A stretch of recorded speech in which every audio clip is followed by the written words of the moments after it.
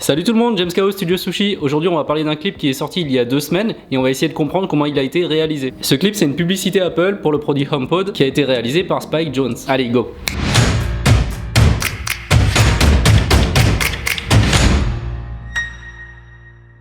Nouvelle vidéo sur les vidéos, ça faisait longtemps. Et oui, dès qu'on entend son nom, on a juste envie de voir sa dernière production, Spike Jonze. De son vrai nom, Adam Spiegel. Il est réalisateur, scénariste, producteur et même acteur. Il est américain, il a 48 ans, il vient du Maryland. Il a choisi son pseudo en référence à un musicien, Spike Jonze, à ne pas confondre donc. Alors il a un parcours plutôt cool parce qu'il était photographe pour un magazine de BMX, puis il s'est mis à réaliser des vidéos de skateboard et ensuite naturellement des courts-métrages et des clips. Son nom est souvent associé à Michel Gondry. Quand on parle de l'un, on pense forcément à l'autre. Pourquoi? Parce qu'ils sont tous les deux fans de projets décalés. Ils essaient de travailler, de réaliser des clips ou des vidéos ou des films ou des courts-métrages qui sortent un peu de l'ordinaire. Retour très rapide sur sa carrière sur le grand écran. Il est à l'origine du film Dans la peau de John Malkovich, Max et les Maximons, et plus récemment Her. Il a une dizaine de courts-métrages à son actif entre 1994 et 2013. Mais Spike Jonze, il est mondialement connu pour ses clips musicaux en fait. Il en a fait vraiment beaucoup, mais pour les plus connus, on a Flashing Lights de Kanye West, Triumph of the Heart de Björk, Da Funk de Daft Punk, et mon préféré qui restera quand même Weapon of Choice des Fatboy Slim. Et comme il excelle dans la réalisation de clips musicaux, forcément l'industrie de la pub a fait appel à lui. Et sa pub la plus connue, je pense aujourd'hui, c'est une pub qu'il a réalisée pour Kenzo. Vous l'avez forcément vu, c'est une pub où on voit une jeune fille qui s'ennuie un peu dans un dîner de gala. Elle s'échappe de la salle, elle a une longue robe verte et elle commence à faire des mouvements invraisemblables, une sorte de chorégraphie épileptique et frénétique accompagnée par une musique. Elle traverse comme ça tout l'hôtel, toutes les salles de l'hôtel, les escaliers, les corridors. Cette pub, elle a marqué le monde du luxe et le monde de la mode parce qu'elle a complètement cassé les codes de représentation en fait de la femme dans ces milieux-là, en démontrant qu'une femme pouvait être autre chose que juste une personne qui pose avec de beaux habits, mais qui pouvait aussi être quelque chose de varié, complexe, drôle, en faisant des grimaces à l'image, etc. D'ailleurs, le clip ressort actuellement parce qu'il y a une petite polémique à cause d'une chanteuse, Taylor Swift, qui dans son dernier clip Delicate est accusée d'avoir plagié le travail de Spike Jonze. Effectivement, quand on met les deux vidéos l'une à côté de l'autre, on peut constater que ça dépasse l'inspiration. Les palettes de couleurs, les mouvements, les lieux, les cadrages, ça se ressemble vraiment beaucoup. Mais bon, revenons au sujet de cette vidéo, revenons à la pub Apple. Donc c'est une pub pour une enceinte connectée à l'écosystème Apple. Je vous passe les caractéristiques produits, c'est pas ce qui nous intéresse. En fait, quand le clip est sorti, il a été partagé et repartagé de suite par la planète entière à cause de sa réalisation et de certains partis pris dans cette réalisation justement. Et maintenant on va voir pourquoi il est intéressant. Avant de commencer, un point important, Spike Jonze il a travaillé avec un directeur photo sur ce clip et ce directeur photo c'est pas n'importe qui, c'est Hoyte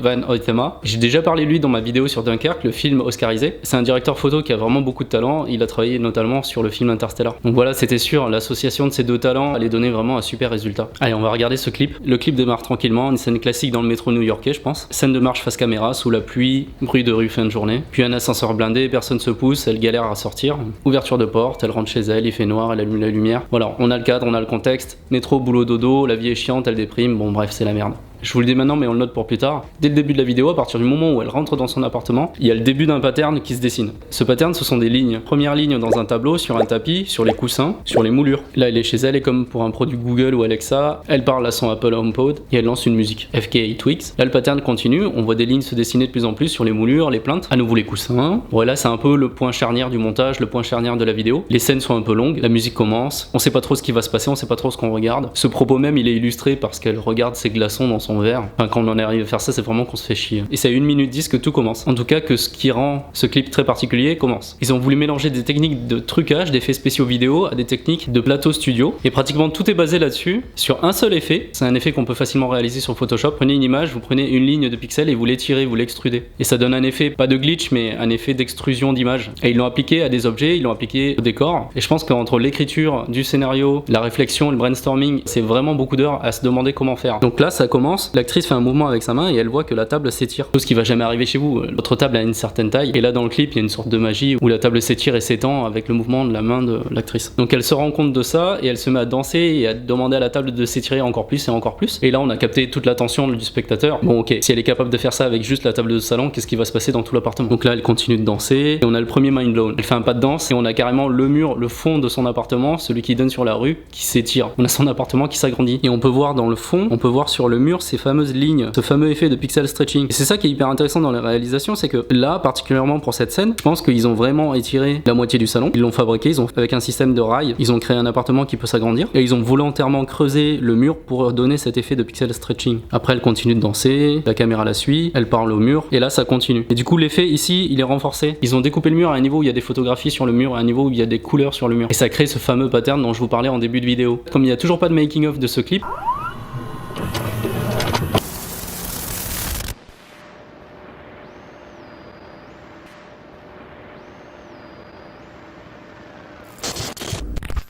On a très peu d'informations sur la réalisation, on a très peu d'informations sur comment ils ont fait. Dans le monde de la 3D, dans le monde de la réalisation, on se demande comment cette scène-là en particulier de pixel stretching avec rotation a été faite. On sait pas à quel point il y a eu du tracking, du fond vert. Je pense que pour certaines parties de ce clip-là, il y a vraiment un mélange de choses réellement fabriquées pour le clip, avec des fonds verts appliqués sur certaines surfaces de l'appartement, où ils ont appliqué certaines textures ou certaines couleurs pour faire du pixel stretching notamment.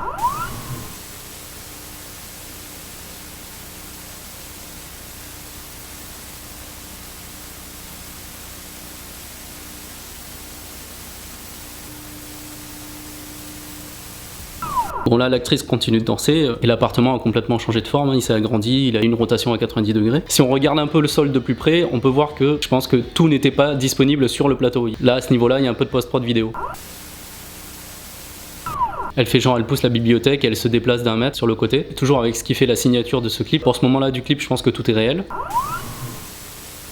Ça enchaîne avec un plan où on voit le mur qui a été extrudé de façon arrondie. Et pour ce plan-là, tout est réel parce qu'en fait, il y a une photo du studio qui a été publiée. C'est un site 3D Art qui l'a publié. En fait, on voit la danseuse assise sur ce canapé sur ce fond de mur arrondi. Et on voit la partie studio où on voit les flashs et les lumières. À 1 minute 55, il y a un autre plan charnière de ce clip où elle enfonce carrément un bout de mur. Et là, pour moi, tout est réel. En fait, si vous regardez de près le parapluie, on voit qu'ils ont créé tout un pan de mur qui peut coulisser tout en laissant le parapluie au premier plan. Ils ont creusé le mur et le parapluie reste à l'endroit où il est et le mur, lui, bouge autour. Elle joue avec le mur revient, elle fait un bond, elle revient, elle le replace, puis elle fait quelques moves de danse et elle enfonce le mur. Ça crée un couloir avec ces fameuses lignes de pixel stretching. Ça se met à bouger dans le plafond, etc. Alors tout ça, tout ce couloir est réel. Les lumières sont réelles, les lignes sont réelles, le plafond, voilà. Tout ça, c'est un vrai couloir qu'ils ont créé pour le tournage.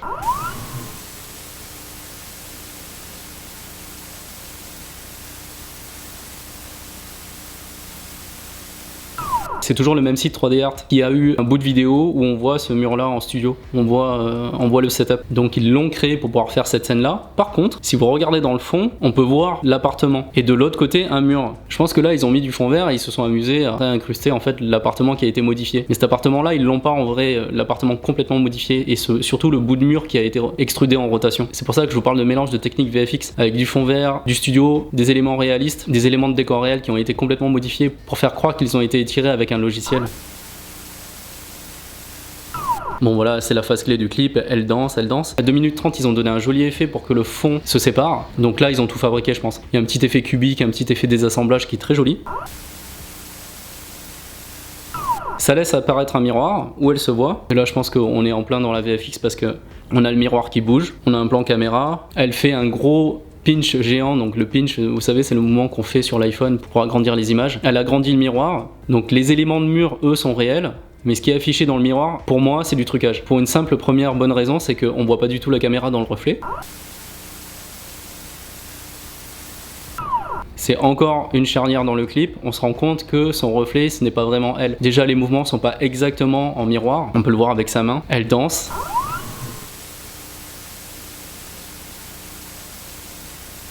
Et tout d'un coup, son reflet se met à faire des mouvements différents. Donc là, il y a plusieurs techniques pour se doubler à l'image. On en reparlera sûrement dans un tuto. Mais dans ce clip-là, c'est particulièrement bien fait. La danseuse rentre dans son miroir de reflet et entame une chorégraphie avec son double. Donc là, il y a plusieurs plans qui s'enchaînent. Il y a plusieurs plans qui sont assez simples à faire en termes de clonage, avec des techniques de capture traditionnelles. Mais en s'aidant un peu du montage, je pense qu'ils se sont déchargés du fait de faire de vrais clones en mettant l'épaule caméra à l'arrière d'un des doubles. Et du coup, on voit pas le visage de la doublure. Puis les deux personnes se mettent à danser l'une à côté de l'autre, toujours avec cette incrustation, le fond du couloir qui continue d'être affiché. Moi, je suis vraiment curieux de voir tout le making of de ce clip là parce que je pense qu'il y a pas mal de fonds verts à certains endroits du studio qui sont mélangés à des éléments qui ont été vraiment réalisés pour le studio et donner ces effets très particuliers qui donnent cette touche à ce clip. La chorégraphie continue, en changeant les plans, il y a de la doublure épaule. Il y a certaines personnes qui pensent qu'il y a carrément une doublure 3D, moi je pense pas. On continue les plans, il y a un battle de move de danse. Puis là, elle entame un pas de danse en rotation avec elle-même et je pense qu'ils ont fait exprès de le faire dans la pénombre pour qu'on voit moins les visages et qu'elle puisse là danser avec une doublure. Le clip se termine avec un plan dans la pénombre, elle se regarde elle-même, fin du délire, elle se vautre dans son canapé.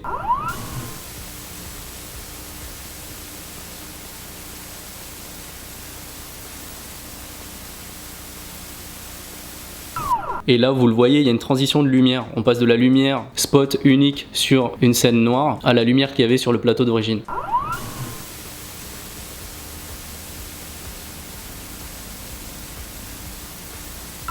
elle est retournée chez elle, retour au studio, et voilà, le clip est terminé. Donc c'est vraiment un chouette clip, la musique est cool. Moi il me fera pas acheter le produit, mais en tout cas Spike Jonze a vraiment réussi son coup, parce que quand on travaille dans la vidéo, on se demande comment ils ont fait tout ça. Donc moi j'ai mes théories, je les ai partagées avec vous dans cette vidéo. Je dis pas du tout que c'est comme ça qu'ils ont fait, je dis pas du tout que je sais comment ils ont fait, je me base un peu sur ce que je vois et sur ce que j'ai lu, mais on verra tout ça avec le making of, donc j'ai hâte qu'il sorte pour qu'on puisse le regarder. J'espère que cette vidéo vous a plu. Si vous avez aimé, laissez un pouce bleu. Moi vous pouvez me suivre sur Instagram, Twitter, Facebook. Si vous n'êtes pas abonné à la chaîne, abonnez-vous, et je vous dis à la semaine prochaine pour une nouvelle vidéo sur la vidéo. Ciao.